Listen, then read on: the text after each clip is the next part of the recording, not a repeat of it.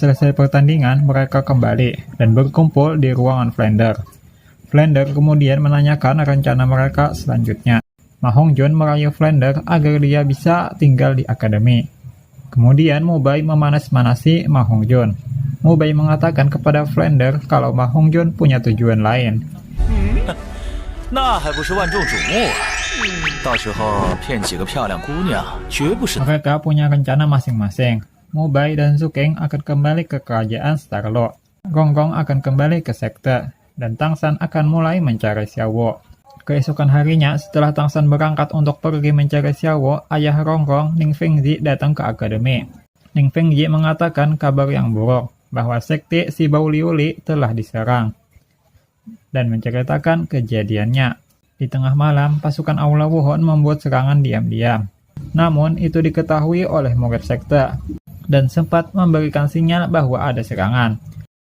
Pasukan Aula Wuhon yang rencananya telah diketahui langsung mengerahkan pasukannya dan menyerbu sekte si Bau Liuli.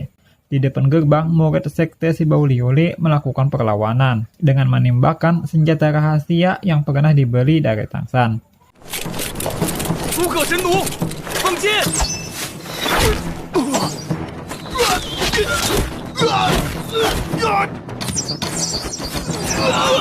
Namun yang menyerang mereka adalah seorang bergelar dolu. Dengan kemampuannya bisa dengan mudah menghancurkan gerbang. Mereka memasuki sekte dan menghabisi para murid yang berada di sana. Mereka pun akhirnya bertemu dengan dolu pedang yang menghadang mereka. Dan terjadilah pertarungan antara para dolu.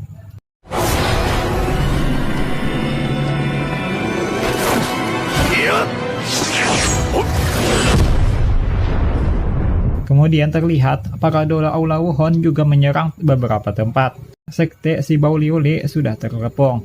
Dulu Tulang membawa Ning Fengzi pergi, karena dia adalah ketua dan harapan sekte. Sementara Dulu Pedang menahan pasukan Aula Wuhon, bertarung sendirian melawan 4 orang dolo. Dulu Pedang berhasil mengusir mereka dan melukai 3 orang dolo Aula Wuhon. Namun, dia sendiri juga terluka. Ning Fengzi juga memperingatkan Guru Agung untuk memberitahu Sekte Naga Petir Biru. Mungkin mereka adalah target selanjutnya. Setelah Ning Fengji meninggalkan akademi dan kembali ke kerajaan Tiando, Guru Agung dan Guru Erlo mendatangi Sekte Naga Petir Biru. Namun mereka terlambat. Sekte Naga Petir Biru sudah hancur berantakan, hanya menyisakan mayat.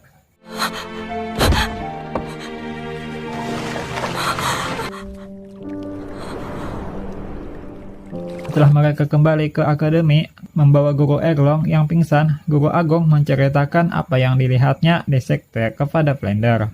11800余人全部阵亡，祖热的尸体怎么埋都埋不完。我父亲身为宗主，连尸体都未能保全。Sin pun berganti ke Aula Wuhon. Bibi Dong menerima laporan tentang penyerangan 2 sekte besar. Serangan pada sekte si Bau Liuli mengutus 10.000 pasukan. Tapi mereka dipukul mundur dan kehilangan 3.000 orang. Serta 3 orang dulu yang terluka. Sedangkan serangan kepada Sekte Naga Petir Biru mengutus 8.000 orang. Berhasil memusnahkan semuanya. Namun mereka juga kehilangan 3.000 orang dan 9 orang tetua. Karena kerugian mereka cukup besar, Bibi Dong marah. Namun Holina datang menemuinya dan berkata, meskipun banyak korban tetapi berhasil menyingkirkan mereka itu sudah cukup baik untuk mengguncang 2 kerajaan. Setelah menjatuhkan 2 sekte besar, Aula Wuhon memulai rencana mereka. Mereka mengumumkan akan memilih ulang 7 sekte besar dan mengutus Holina untuk membantu tim pemburu menangkap Xiaowo. Kembali ke Tangsan. Tangsan sudah sampai di hutan. Mengingat perkataan gurunya, yang mana semakin kuat binatang jiwa, maka dia akan berada di paling dalam hutan. Tangsan menyusuri hutan dan beristirahat sejenak. Setelah itu, Tangsan mencari informasi di sekitarnya menggunakan rumput biru perak, dan menemukan ada yang aneh. Tangsan kemudian memusatkan pencariannya kepada satu arah, dan bisa mencapai 1.500 meter. Tangsan melihat rombongan Aula Wuhon yang dipimpin oleh Kerisan.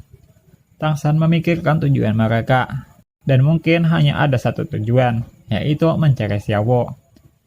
Tang San tak ingin ada orang yang menyakiti Xiaowo, berpikir keras apa yang akan dia lakukan selanjutnya. Apakah terus mencari diam-diam atau bertarung secara langsung? Tang San memilih sebuah cara dan menemui mereka secara langsung. Tang San menemui pasukan Aulawon dan melepaskan lumayan pembunuhnya. Merasakan kekuatan Tang San, mereka tidak tinggal diam dan menyerang Tang San. Seorang dari mereka mengeluarkan kemampuan ke-6 miliknya dan mengarah ke Tang San. Namun itu bukan tandingan Tang San. Tang San mengeluarkan palunya dan memukulinya sampai hancur.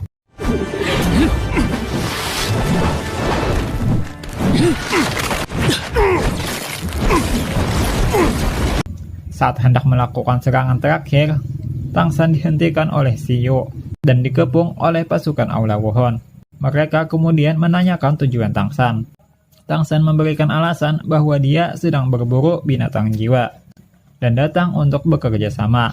Namun Xiu berkata, jika untuk bekerja sama, kenapa menyerang? Tang San menjawab hanya untuk menguji mereka, apakah pantas untuk diajak bekerja sama. Namun dengan perlakuan mereka, Tang San mengatakan bahwa dia membatalkannya. Tang San berjalan pergi, namun Crescent berkata, mereka tidak akan membiarkannya begitu saja. Saat mereka ingin menyerang Tang San, Hulina datang ke tempat itu. Dan ada hal lucu yang terjadi. Nana, ni终于到了. Hulina yang mengenal Tang San dengan nama Tang Yin mengatakan bahwa dia adalah temannya. Hulina menanyakan kenapa dia datang berburu sendirian. Tang San hanya menjawab bahwa dia tidak memiliki seseorang untuk pergi bersamanya. Hulina dengan cepat mengatakan bahwa dia bisa mengajaknya. Yan yang melihat Hulina berteman dengan orang lain terlihat cemburu dan hendak menyingkirkan Tang San. Tang San mengatakan dia hanya berteman dengan Hulina, bukan dengan Aulawon, dan meninggalkan mereka. Yan yang terpancing emosinya menyerang Tang San. Namun semua serangan berhasil dihalau Tang San.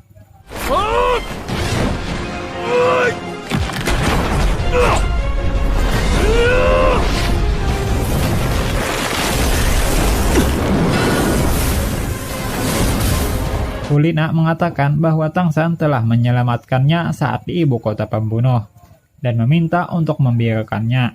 Tetapi Ghost Dolo meminta Tang San untuk tetap berada di dalam tim sampai mereka menyelesaikan urusannya dan berjanji akan mencarikan binatang jiwa kepada Tang San. Tang San pun meminta untuk memikirkannya terlebih dahulu. Ghost Dolo meminta Hulina mencari informasi dari Tang San tentang sekte Haotian dan menyuruhnya agar bergabung dengan Aulawon. Keesokan harinya, Hulina datang membawa makanan kepada Tang San dan meminta maaf karena menyuruhnya tetap tinggal. Tang San kemudian mulai mencari informasi, menanyakan kenapa mereka membawa banyak orang. Hulina menjawab mereka akan berburu binatang jiwa yang kuat. Tang San yakin mereka pergi mencari Xiaowo dan mencari informasi lebih dalam. Setelah itu, mereka meneruskan perjalanan menuju pusat hutan. Tang San di perjalanan mengaktifkan wilayah rumput biru peraknya, mencari Xiaowo terlebih dahulu. Namun, ia terkena serangan mental binatang jiwa 100.000 tahun dan terluka. Mereka kemudian mendengar suara Xiaowo dan menuju ke sana.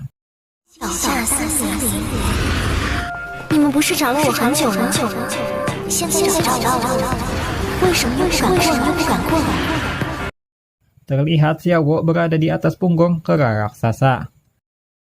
Crescent dan Ghost Dolo berbagi tugas. Crescent akan menahan kera raksasa, sementara Ghost Dolo akan menangkap Xiaowo. Dengan tipe kelincahan, Ghost Dolo melesat ke arah Xiaowo. Namun, kera raksasa menggunakan kemampuannya, menekan Ghost Dolo dan menghantamnya.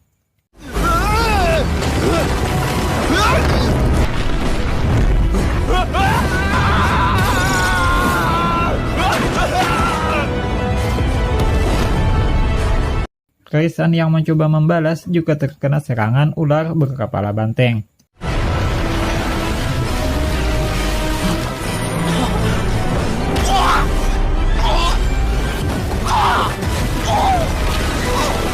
Mereka kembali bangkit, kemudian menggunakan kemampuan fusion dan menghentikan dua binatang jiwa itu, Sementara dua orang dolo menjebak para binatang jiwa, anggota yang lain mencoba menangkap Xiaowo. Saat Xiao mencoba masuk ke pertempuran, Tang San menghentikannya dengan menekan titik akupunturnya dan melepaskan 2 bola berisi ribuan jarum beracun. Kemudian menggunakan rumput biru peraknya dan pergi ke sisi Xiaowo. Melihat semua itu, mereka pun mengetahui bahwa Tang Jin adalah Tang San. Emosi Yan langsung meningkat menyerang Tang San dan Xiaowo. Tang San menghindarinya dan membawa Xiaowo ke dalam hutan. 5 orang anggota Aula Wuhon dengan tipe kecepatan sudah bisa mengejar Tang San dan mengepung mereka. Tang San dan Xiaowo bekerja sama melawan mereka. Tang San melawan 4 orang. 2 orang dari mereka mati terkena senjata tersembunyi, dan 1 orang berhasil tertangkap dan dihancurkan oleh tulang jiwa laba-laba.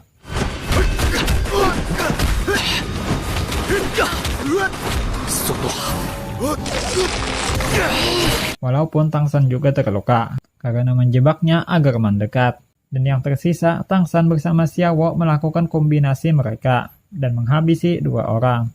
Tang San terluka dan juga banyak menghabiskan tenaga. Jadi Xiaowo membawanya ke dalam hutan. Namun mereka sudah dihadang oleh binatang jiwa laba-laba berwajah manusia. Laba-laba berwajah manusia memiliki kemampuan menyembunyikan diri. Jadi dia tidak terdeteksi kekuatan mental Tang San. Dengan perjuangan keras, Tang San dan Xiaowo berhasil mengusir laba-laba itu.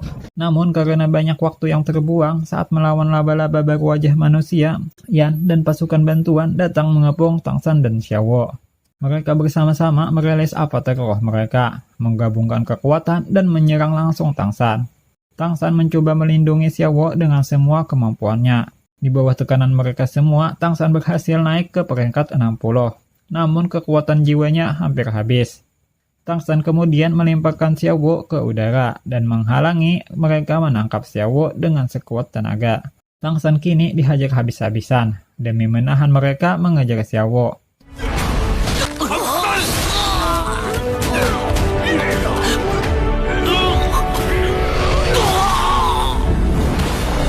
Bahkan Tang San menghancurkan kakinya demi menahan serangan lawan ke arah Xiaowo. Setelah kakinya hancur, Tang San melemparkan tulang jiwa milik ibunya ke arah Xiaowo dan menyuruh Xiaowo terbang menjauh dari situ. Dan Tang San mengeluarkan semua kemampuannya, bersiap untuk mengorbankan diri menahan semua serangan.